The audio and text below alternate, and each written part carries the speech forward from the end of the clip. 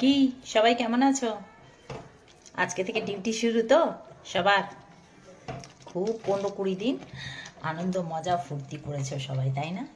বাচ্চাদের সাথে সাথে মায়েরাও। তো আজকে থেকে ডিউটি শুরু, তাই না?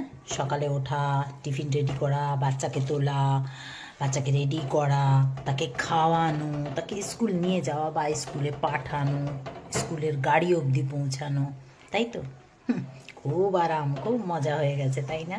কদিন উফ, আর যা জাঁকিয়ে শীত পড়েছে, কারোরই তো উঠতে ইচ্ছে করে না। বাচ্চাদের তো ইচ্ছে করে না, আর মায়েদেরও তার সাথে সাথে। কিন্তু উপায় নেই, উঠতে তো হবেই, তাই না? সামনে আবার পরীক্ষা। যাদের ভোরবেলা ওঠা অভ্যেস নেই না, তাদের একটু কষ্ট হবে। বাবা, এই লাইফটা আমিও পার করে এসেছি।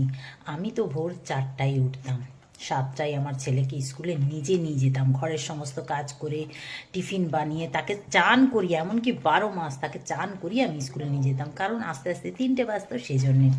তো এখন আমার সেটা কমে গেছে কিছুটা, কারণ ছোটোটা এখনও ক্লাস 12 দেয়নি, দেবে এই বছর, তাহলে একদম ফ্রি।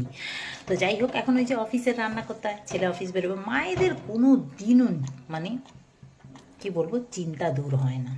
ছেলে ছোট থাকলেও স্কুলে ঝামেলা, বড় হলেও অফিস, বিয়ে দেবার পরেও দায়িত্ব বেড়ে যায়, তাই তো? ঠিক বললাম তো?